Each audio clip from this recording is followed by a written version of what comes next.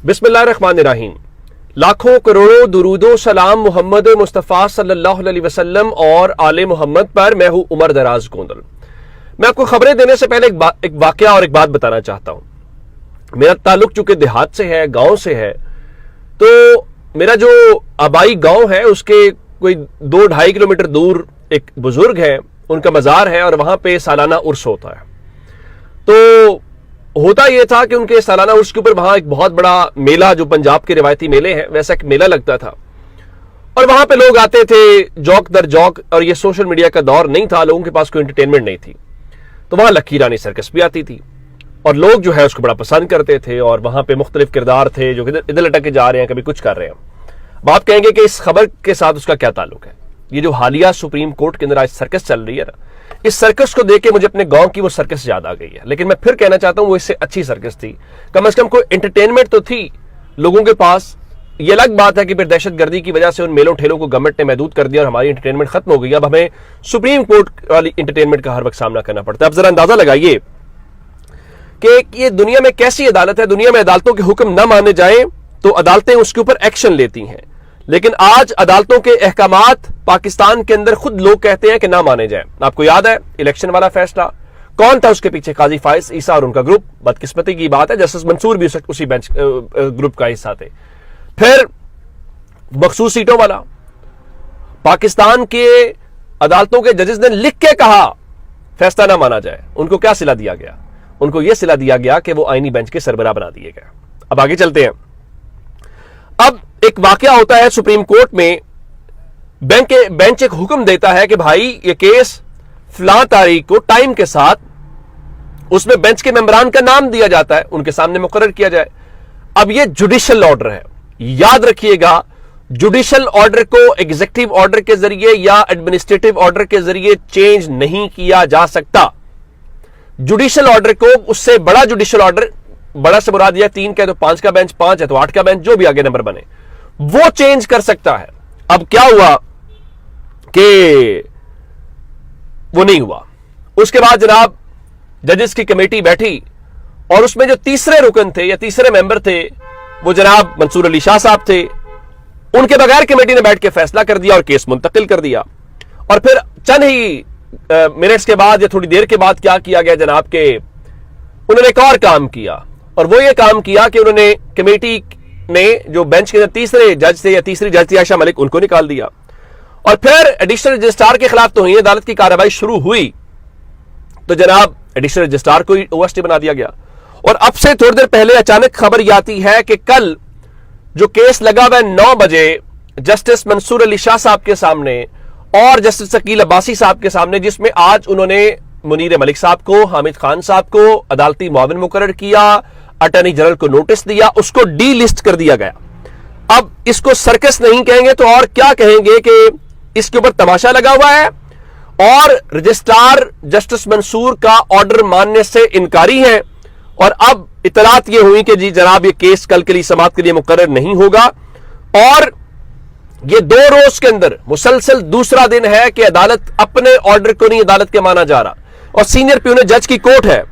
अब ये कंफ्यूजन फैली तो उसके फौरन बाद आया कि नहीं वो कोई शायद टेक्निकल गलती हो गई थी। और आजकल पता नहीं गलतियां बहुत ज्यादा हो रही हैं, कभी किसी गलत बेंच के सामने केस लग जाता है, कभी कुछ बताया जाता है, तो अब एक और ऐसी गलती करके, तो अब जब ये शोर मच गया और ये कहा गया कि भाई ये क्या सर्कस आपने लगा दी है, तो उसके फौरन बाद अदील सरफराज अच्छे कोर्ट रिपोर्टर हैं, उन्होंने लिखा कि as per my humble understanding contempt case has not been delisted. उनके मुताबिक उनका ख्याल ये है कि ये जो केस है उसको डीलिस्ट नहीं किया गया।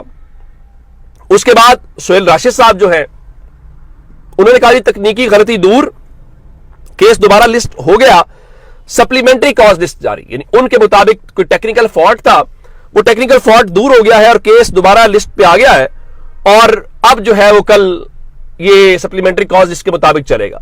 लेकिन कमर मेकन साहब, वो भी सुप्रीम कोर्ट कवर करते हैं, वो कहते हैं कल रजिस्ट्रार सुप्रीम कोर्ट तौहीन अदालत केस की समाअत होगी या नहीं, कंफ्यूजन बरकरार। अभी उनका भी मामला है। फिर हमारे दोस्त सिद्दीक जान है, वो भी चूंकि कोर्ट को कवर करते हैं। अब उन्होंने क्या कहा, उनका मेरा ख्याल है कि कंफ्यूजन अभी दूर नहीं हुई। Cause list number 25 D listing notice के उन्वान वाली लिस्ट से पहले अपलोड हुई इस कॉज लिस्ट के बाद डी लिस्टिंग नोटिस के उन्वान से एक अपडेट आई जो कि वेबसाइट पर मौजूद है। डी लिस्टिंग नोटिस इस तरह होता है जिस तरह याह्या अफरीदी साहब के बेंच के केसेस का डी लिस्टिंग नोटिस है, लेकिन सुप्रीम कोर्ट वेबसाइट पर जारी कल के केस का D listing notice cause list की तरह है। जब तक डी लिस्टिंग वाली नोटिस अपडेट एडिट करके चेंज या डिलीट नहीं होती तब तक पूरे वसूख से नहीं कहा जा सकता कि केस डी लिस्ट नहीं हुआ। यानी अंदाजा कीजिए कि अब इस वक्त तक पाकिस्तान में यह बहस हो रही है कि भाई ये डी लिस्ट हुआ है नहीं हुआ, केस समाप्त के लिए लगेगा कि नहीं लगेगा। खबर क्या है? खबर यह है 2-3 कोशिशें हो रही हैं। नंबर 1 कोशिश यह है कि जस्टिस मंसूर अली शाह साहब जो है वो जस्टिस इजाजुल एहसन का पैटर्न फॉलो करें, वो इस्तीफा दें और घर चले जाएं। आपको याद होगा जब ये सारी बात हुई थी उस वक्त जस्टिस मंसूर अली शाह साहब से रिपोर्टर्स ने इस्तीफे का पूछा था तो वो हंसे थे और उन्होंने कहा था कि वो सिस्टम के अंदर रह के अपना किरदार अदा करेंगे। वो किरदार अदा भी कर रहे हैं। कोशिश ये है कि वो रिजाइन करें ताकि आसानी हो। चूंकि ये मॉडल अपनाया गया था जस्टिस काजी फायज ईसा के लिए कि उसके लिए आसानी हो तो जनाबे इजाजुल एहसन साहब का इस्तीफा उनको प्लेट में रख के दिया गया कि ले भाई अब आप खुल के खेलें। और जनाबे जस्टिस मंसूर शाह साहब जो आजकल खुद म्यूजिक फेस कर रहे हैं ये उस काजी फायज ईसा के ग्रुप में थे और इन्होंने वोट अपना बैंक वहां पे रखा हुआ था, इसीलिए कहते हैं मकाफात अमल। और कल जो आपने वहां करवाया जब खुद फेस कर रहे हैं। अब हुआ क्या कि नंबर 1 कोशिश यह है कि वो रिजाइन करें। नंबर 2 कोशिश यह है कि अगर चले रिजाइन नहीं करते तो वो किसी तरीके से खामोशी से बैठ जाए, वो कोई ऐसी चीज ना करें। अब मैं आपको खबर यह देना चाहता हूं कि ये जो इतनी समाज से डरे हुए, आखिर ऐसा डर क्या है भाई? ये सारी कोशिश कर रहे हो, ये डर है कि कहीं कल कोई ऐसा ऑर्डर ना जारी कर दें कि फुल कोर्ट लगेगी, फुल कोर्ट के सामने 26 बयानी तरमीम जाएगी। मैं आपको बता देता हूं कि अब होने क्या जा रहा है। वो हमारे मखसूस दोस्त और वो मखसूस अकाउंट्स जो किसी और की लाइन लेते हैं और हमें बताते हैं वहां क्या सोचा जा रहा है, वो हमें कभी सुप्रीम जुडिशल काउंसिल की बात कर रहे हैं, कभी हमें बताया जा रहा है कि जी कुछ फाइलों की झाड़ हटाई जा रही है, गर्द हटाई जा रही है। यानी बताया यह जा रहा है कि जस्टिस मंसूर अली शाह साहब के खिलाफ भी वैसी ही कोई कार्रवाई सुप्रीम जुडिशल काउंसिल के अंदर किसी रेफरेंस की मद में किसी और चीज के अंदर लाई जाए और उनकी छुट्टी की जाए अगर वो रिजाइन नहीं करते। मेरा ख्याल है कि एक और हकीकत मैं आपको बताना चाहता हूं। जैसे जस्टिस मंसूर अली शाह साहब जो है वो जनाब जस्टिस काजी फायज ईसा के बेंच या उनके ग्रुप में शामिल थे। आप हैरान इस बात के ऊपर होंगे कि सुप्रीम कोर्ट के 3 मौजूदा जजेस एक चैम्बर में काम करते रहे और वो तीनों बडीज हैं, यानी पुराने दोस्त हैं एक साथ काम करने वाले। कौन कौन? जनाब याह्या अफरीदी, जनाब मंसूर अली शाह, जनाब अतर मिनल्ला। अब मजीद कहने की कोई जरूरत नहीं है। अब एक मामला तो हो गया ये, अब क्या जस्टिस मंसूर शाह साहब जो है वो डट के खड़े रहेंगे? मेरा ख्याल है कि वो शायद रेजिग्नेशन की तरफ ना जाएं और मुख्तलिफ बार एसोसिएशन 5 मुख्तलिफ बार एसोसिएशन उनके हक में खड़ी हुई हैं।